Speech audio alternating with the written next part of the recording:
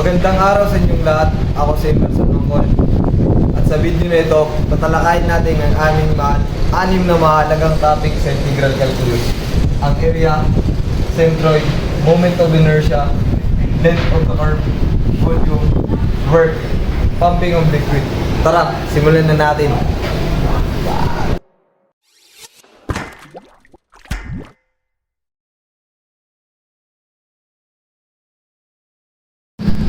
Ang unang topic nating tatalakayin ay ang plane area by integration. At ang formula ay area is equal to integral of f of x minus g of x dx from a to b. Ang f of x ay y high at ang g of x is y low.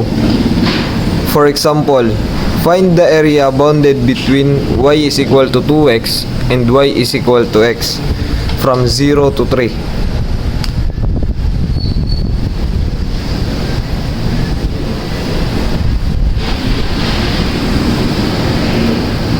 Of 0 to 3, 2x.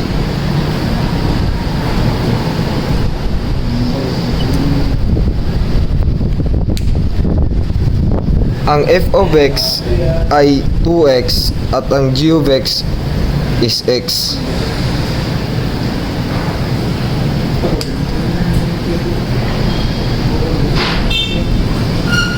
Simplify.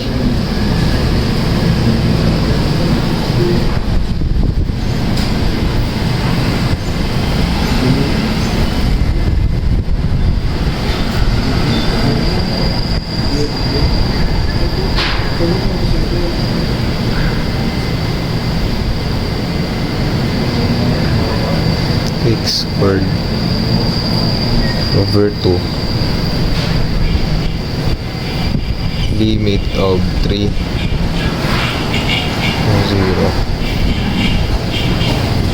at isubstitute ang 3 sa x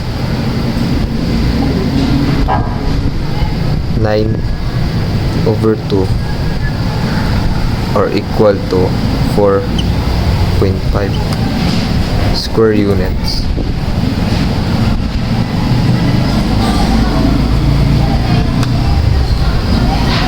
Ang mas mataas na graph dito ay y is equal to x at ang mas mababa ay y is equal to ang mas mataas na graph dito ay y is equal to 2x at ang mas mababa ay y is equal to x. Kinuha natin ang difference nilang dalawa at i-integrate mula 0 hanggang 3 at ang sagot ay 4.5 square units. Ang pangalawang topic natin ay centroid by integration at ang formula ay area times centroid is equal to integral of x times f of x from a to b, or bar x is equal to 1 over a integral of x times f of x from a to b. For example, find the centroid of area under y is equal to 2 minus x from 0 to 2. Ang una nating gagawin ay kunin muna natin ang area ng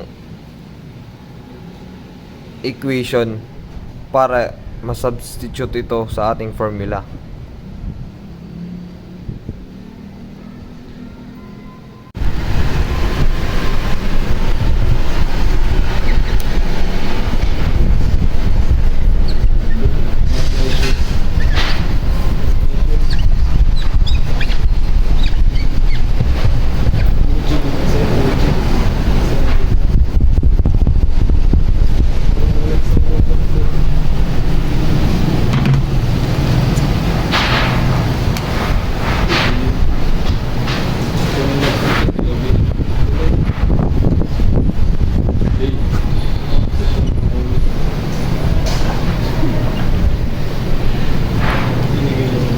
0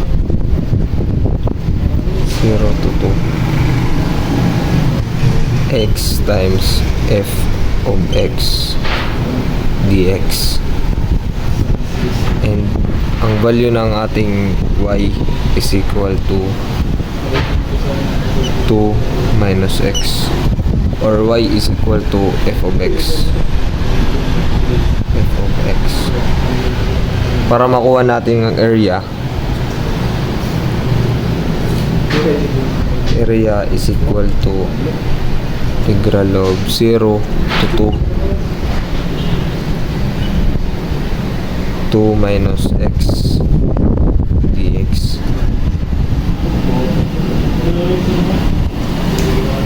is equal to,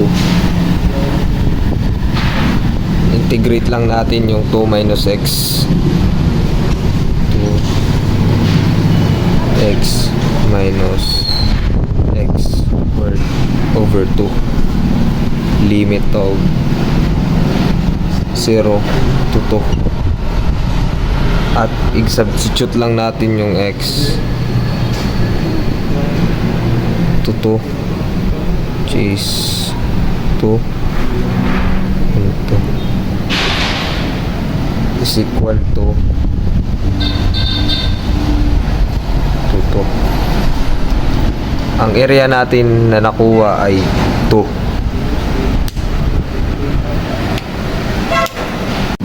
At ngayon, meron na tayong area. Pwede na nating makuha ang centroid in terms of x using the formula.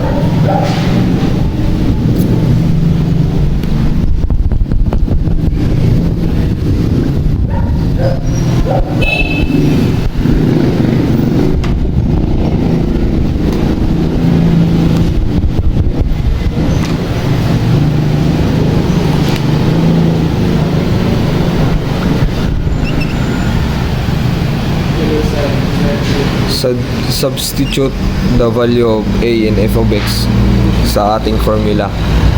1 over 2 integral of 0 to 2 dx times the f of x 2 minus x dx, at simplify lang natin yung sa integrand.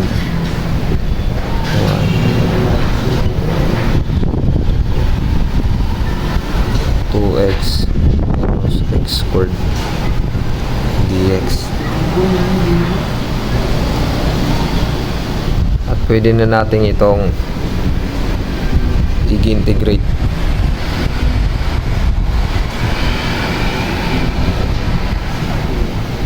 Is equal to 1/2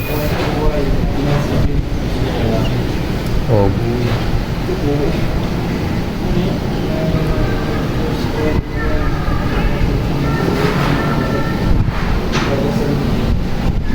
x squared minus x raised to 3 over 3, limit of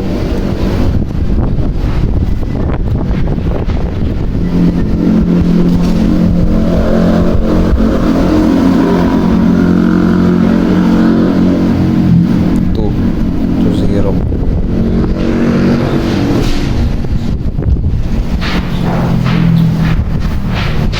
Final answer natin ay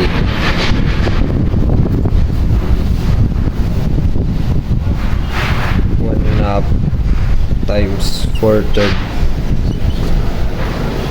is equal to 2 over 3. Ito ang ating centroid in terms of x.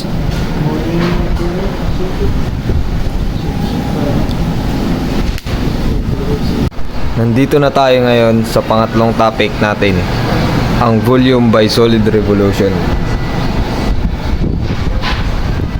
Para makuha natin ang volume ng isang solid revolution, meron itong maraming formula or method. Pero sa video na ito, ituturo ko ngayon kung paano makuha ang volume gamit ang disk method formula. formula ng this method ay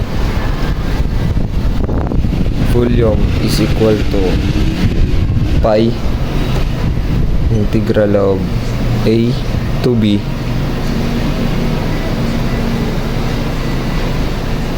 f of x or y squared dx.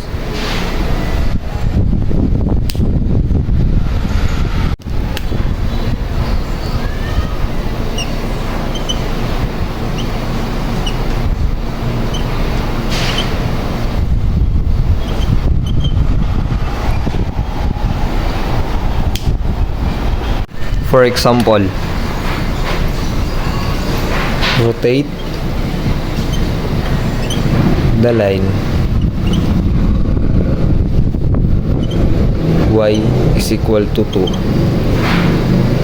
from 0 to 1 about the x-axis.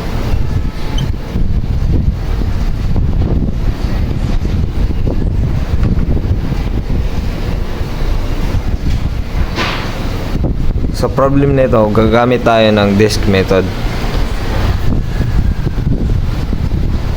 Ang f of x is equal to y. Since sa ating problem is y is equal to 2, 2 is constant. And our limit is 0 to 1. Then volume is equal to pi integral of f of x y is 2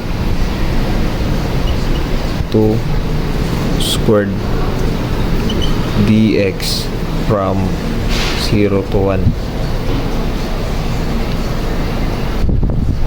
And pwede natin itong i-integrate or simplify muna by 0 to 1 for dx. And simplify natin yung or i-integrate natin yung 4 pi times 4x to 0 to 1. And i-substitute lang natin yung 1 sa x at makakuha na natin yung final answer is equal to pi 4 times 1 is 4 at ito na ang ating final answer.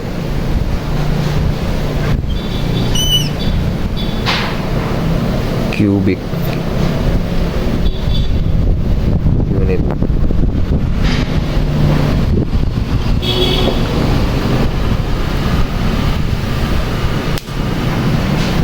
So ngayon, nandito na tayo sa arc length by integration.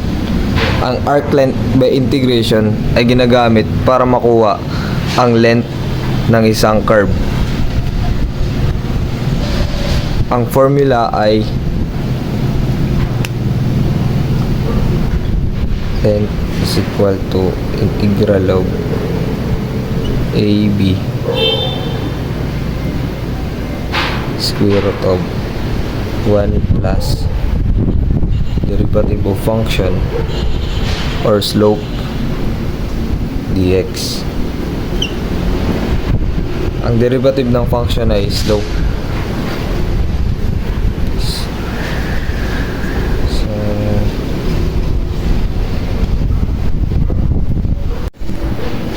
For example, find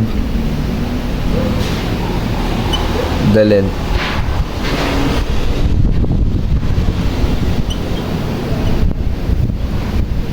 of curve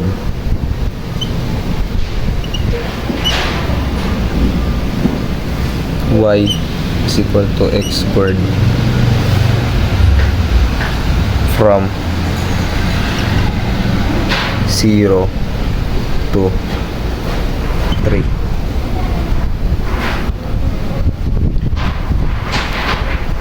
Una, kukunin muna natin ang derivatives ng ating curve. Y is equal to x cubed o x squared.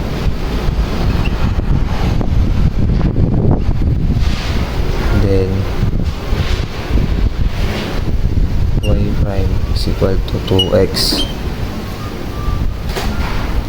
At ngayon, i-substitute natin yung y prime natin sa ating formula. May x squared pala to.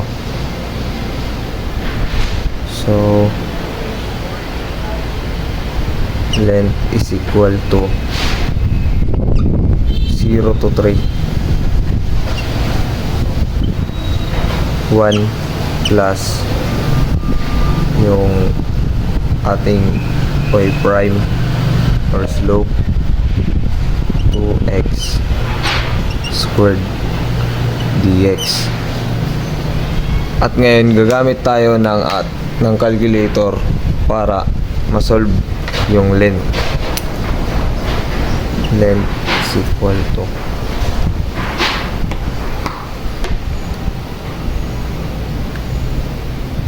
shift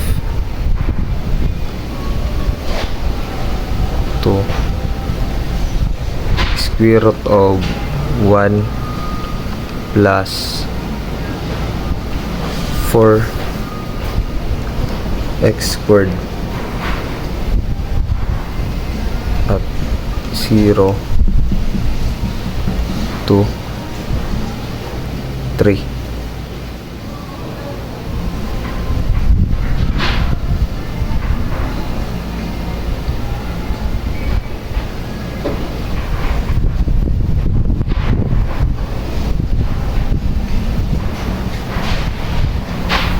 At ang answer ay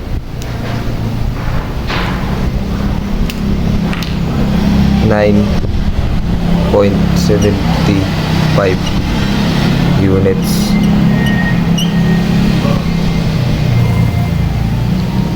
At ang length ng curve na y is equal to x squared from 0 to 3 is 9.75.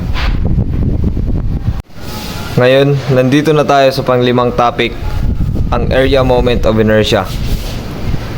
Ang area moment of inertia ay may dalawang formula. About to x-axis is AB y squared dx. At ang isa about to y axis x squared dy.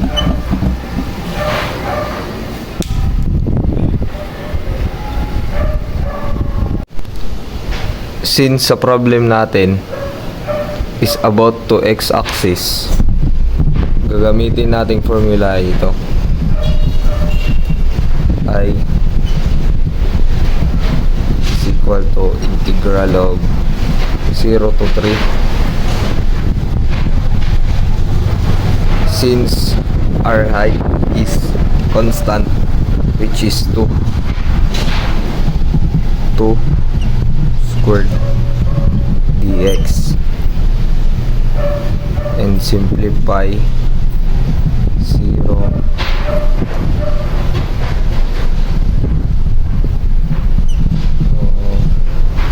the derivatives of integral of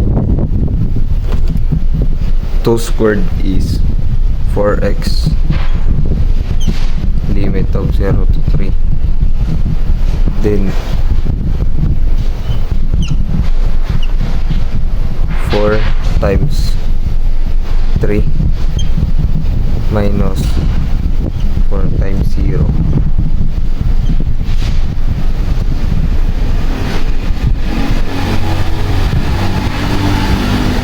equal of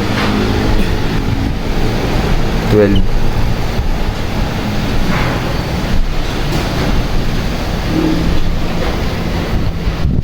Units raised to 4. Ito ang moment of inertia about x-axis of rectangle have height of 2. Nandito na tayo sa last topic, ang work pumping of liquid. Sa work pumping of liquid, meron tayong formula na work is equal to Pg or density times gravity of A to B area times height minus y dy. For example, a tank is 1 meter deep filled with water and base area is equal to 2 meters squared. How much work is required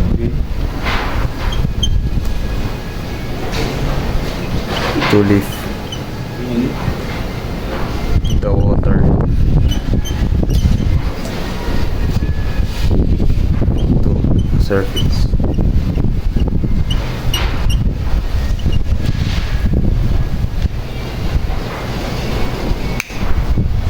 To solve this problem, gagamitin natin ang formula ng work sa liquid, pumping of liquid. First,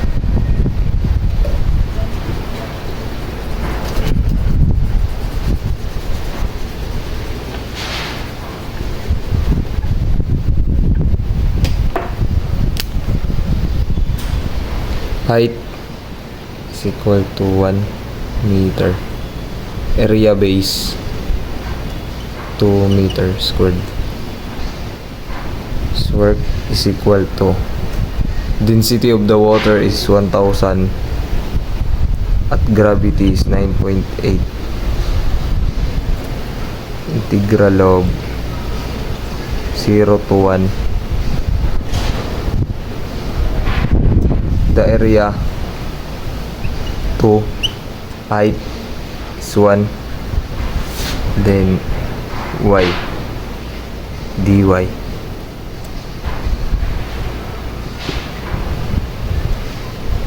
9,800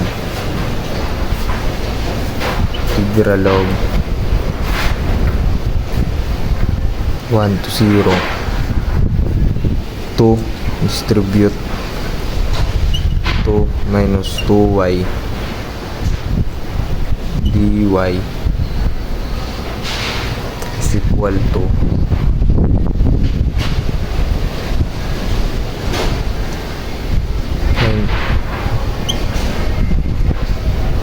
then that there, but the integral of 2 minus 2y is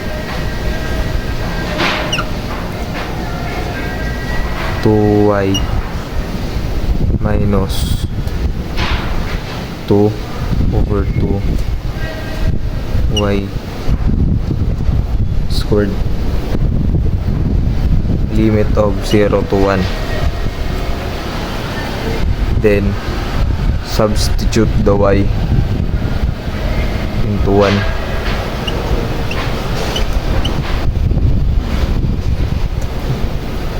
No. 2 times 1 is 2. Y squared 1 squared is 1. Since 2 minus 1 is 1 times 9,800 is equal to 9,800 joules.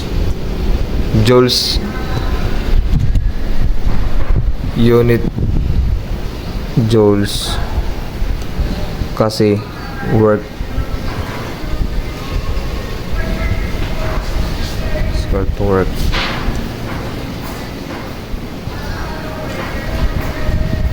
At yan ang work done ng isang tangke na may lalim na isang metro at may base area na 2 meters 2 meters squared. Ayan, natapos na natin ang mga application ng integral calculus. Sana ay nakatulong ang video na ito para sa inyong pag-aaral. Huwag kalimutang i-like, mag-comment kung may tanong at mag-subscribe para sa iba pang math content. Salamat sa panonood.